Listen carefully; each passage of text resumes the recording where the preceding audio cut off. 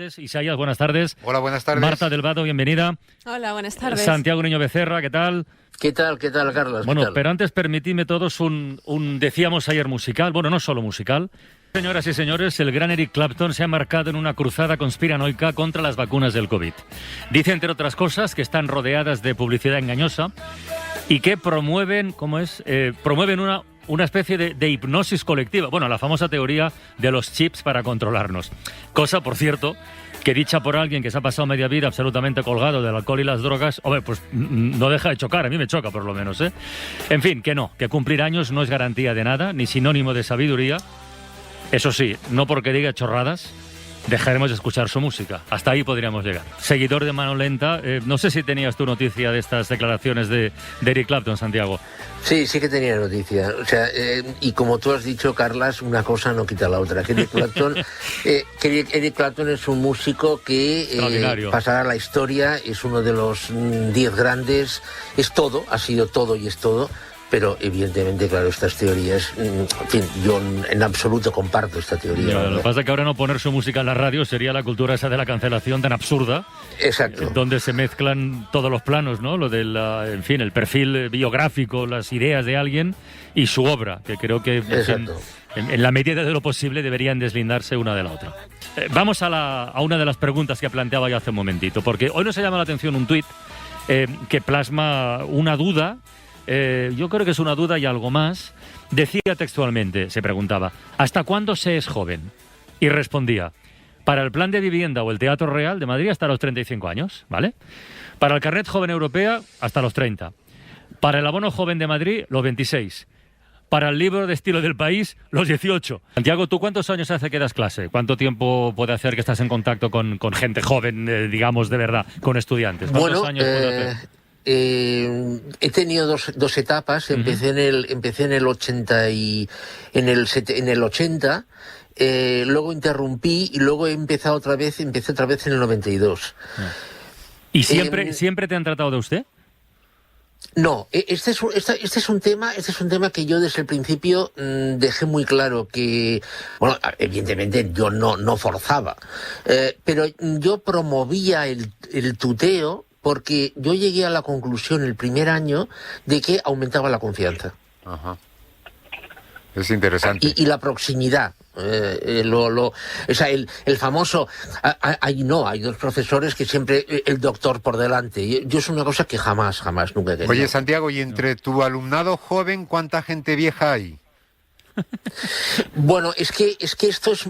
No, es que esto está muy limitado. O sea, yo actualmente estoy dando clase en segundo curso, bueno, desde hace años. Entonces las edades son muy claras, ¿no? 20, 21. Puede haber alguno de 19, puede haber alguno de 22, pero las edades son 20, 21. No, pero me refería al espíritu. Igual que vemos a gente muy mayor con un espíritu no, muy joven, hay gente joven también que... Viejóvenes se llaman. No, el espíritu, yo la verdad, es al revés. Yo lo que creo es que es mi experiencia, y la de otros colegas con los que hablamos. De alguna forma, y lo digo con todas las letras, la adolescencia se está prolongando. Ya. Es decir, hoy una persona de 19 años, 18, 19, 20 años, es menos adulta, no digamos más niña, por favor, esto no, menos adulta que hace 10, 15 años. El por qué no lo sé. Los sociólogos supongo que alguna explicación tendrán. El New York Times publicó un artículo a finales del año pasado, un artículo sobre un estudio, creo que de investigadores surcoreanos, que aseguran, bueno, lo estudiaron, no es que sea teoría, que las personas que se sienten con una edad inferior a la que tienen suelen estar más sanas y presentan un menor deterioro cognitivo. Mira, un dato a rebufo de las leyes, el bono de alquiler joven que acaba de aprobar el gobierno sitúa el tope en 26 años, Santiago. Está en 26 años, o sea que esa también es una manera de medir, ¿no? 26 años. Sí, pero esto tiene una explicación. Es que la ley de la juventud marca la edad joven, el espacio, el intervalo joven de los 14 a los 26 años. La razón es esta. Esto es la ley de la juventud, Vale. Por cierto, este bono de alquiler joven, que puede llegar a 600 euros y en algún caso extraordinario 900, Santiago, ¿te parece una buena medida? ¿Buena, mala, regular? ¿Depende? Yo creo que es absurdo, porque esto es... Ya has contestado. No, Carlas, es que aplicar el café para todos, o sea, es que no se puede hacer. O sea, es decir, 600 euros, un alquiler de 600 euros en Badajoz, pues posiblemente lo encontrarás, o casi seguro. En San Sebastián es que es prácticamente imposible. Claro. Porque depende del nivel de precios de la zona, del PIB per cápita, depende de muchísimas cosas. He de decirte que alguna persona joven de las que han llegado recientemente al equipo de La Ventana ya han comentado, con el poco tiempo que ha transcurrido desde que el gobierno aprobó esta medida, que conocen algún caso de casero o casera que ya ha repercutido ese previsible bono de ayuda en el precio de alquiler. Carlas, claro, esto como se, aparte de que es inmoral y qué tal, pero ¿cómo se controla? Claro. Bueno, esto si recordáis, hace un par de semanas o 3 ya salió este tema y dijimos que este era un peligro que podía pasar. Sí. La repercusión de esta ayuda en el precio del alquiler.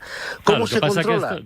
Es que lo que pasa es que esto, bueno, es verdad que tal vez la norma no incluya mecanismos para evitarlo, pero coño, hay que apelar también a una cierta, digamos, ética en este caso del arrendador, ¿no? Ya sé que apelar a la ética en economía es muy poquita cosa, pero no está mal. Es decir, si automáticamente tú sabes que a un inquilino joven le va a llegar una ayuda y por lo tanto podrá vivir un poquitito mejor de lo que vive, si tu primera reacción es clavarle 200 euros más, vale, de acuerdo, la ley te ampara, pero es no sé, en fin, hay que hacer pedagogía, ya lo sé. Sí.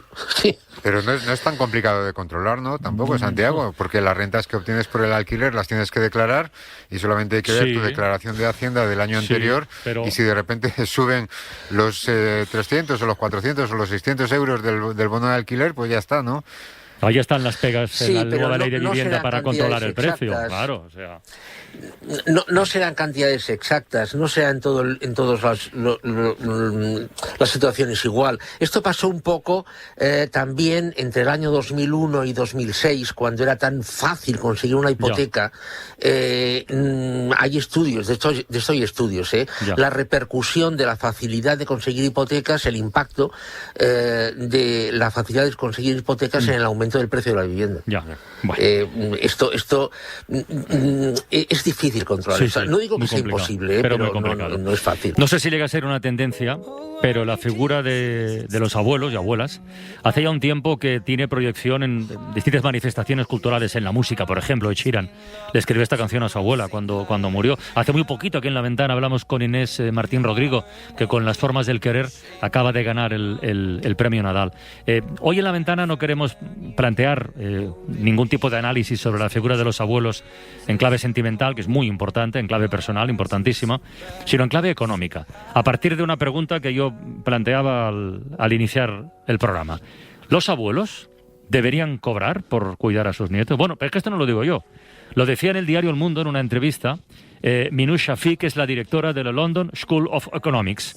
O sea que, Santiago Niño, estamos hablando de alguien con peso y con enjundia para plantear un debate así, ¿no? Sí, a ver, este es un debate que está en la línea de una tendencia que existe en la economía que se llama la generación de PIB no retribuida. A ver, me parece que todos tenemos, que es lógico, que todos asumimos que si llamamos a alguien para que nos arregle el grifo, pues nos tiene que hacer una factura y tenemos que pagarle, en fin, etcétera, etcétera, ¿no? Entonces, sin embargo, y eso genera PIB, o sea, es decir, que nos arreglen un grifo, el grifo de casa, esto es Producto Interior Bruto. Bien, entonces hay una serie de actividades que no entran dentro, cuidado, esto es importante, no entran dentro del tercer sector, que es el ONGs, etcétera, etcétera, que es voluntariado, que no entran dentro, subrayo, que no son remuneradas. Por ejemplo, tú has puesto un ejemplo, el de los abuelos que realizan una actividad de cuidado de niños, de cuidado de personas enfermas, etcétera, etcétera. Y luego hay otra que es de la cual empezó a hablarse hace bastantes años, y además también en el Reino Unido, que es las amas de casa. Las amas de casa, sí, sí. Entonces, que son trabajos estructurales. Sí, o sea, yo lo que quiero que quede muy claro es que es Producto Interior Bruto. Claro. O sea, este es un Producto Interior Bruto que se genera, que no se contabiliza, pero que evidentemente se realiza y no se remunera. Entonces, hay teorías que apuntan, hay expertos que apuntan a que el trabajo de las amas de casa, el de los abuelos está menos estudiado, el de las amas de casa tendría que remunerarse.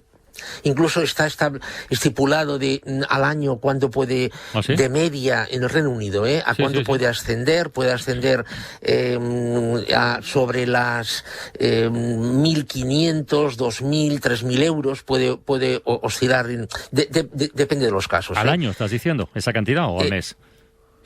No, al mes. He dicho al año, vale. perdón. Sí, vale. No. Entonces, la pregunta, o sea, es ¿quién lo paga? Claro. Esta es la enorme pregunta. ¿Quién lo paga? Pero a la pregunta de los abuelos, por ejemplo, y las amas de casa también, pero a la pregunta de los abuelos, ¿tu respuesta cuál sería, Santiago? ¿Deberían cobrar, sí o no? A ver, Carlas, es que yo, claro, esta pregunta la tengo que responder como un economista. Ya. Entonces, si tú me preguntas, el trabajo que hace un abuelo de cuidado, atención, etcétera, etcétera, ¿es Producto Interior Bruto? La respuesta es que sí. Vale. En consecuencia, un economista te dirá que todo Producto Interior Bruto tiene que ser remunerado. Claro. Entonces, claro, pero automáticamente viene la siguiente pregunta: ¿quién lo paga? Bueno, pero en el caso del ama de casa, digamos que es más difícil responder a esa pregunta porque también el ama de casa realiza un trabajo para la comunidad, pero también para sí misma.